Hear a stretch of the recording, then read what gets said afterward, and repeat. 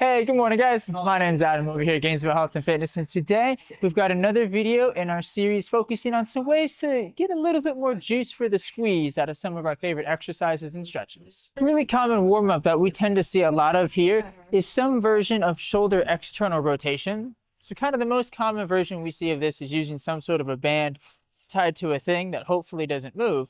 And usually when people will go through this motion, it looks something like this, which is great. If you're training your rotator cuff and you're working on your shoulder external rotation, props to you, because not enough people are.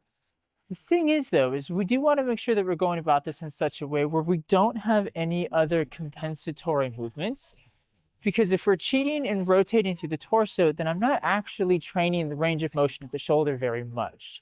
So two key tips here to just help you get, again, a little bit more juice for the squeeze, so to speak. If I'm starting in this position, I want to start so I always have tension on the band to begin with, and I want to make sure that my elbow is tucked into the side. From here, I'm trying to rotate my upper arm out so that I can see the inside of my bicep. From here, as I get to the end of my range of motion, you may feel some squeezing and pinching on the lateral aspect or the side aspect of the shoulder. That's expected. If you're starting to twist through the hips or the torso, then rotation's coming from here and not at the arm, and then this is really just an isometric, which is going to be great to strengthen that tissue, but it's going to do nothing to actually create new range of motion. So how can we help prevent those two kind of cheats, so to speak? One, I like to use a towel or maybe a thin yoga block and tuck it into the elbow. If I then think, okay, don't drop the towel, it's going to prevent me from lifting the elbow away from the rib cage. The second one is I actually like to cue some nice core bracing here.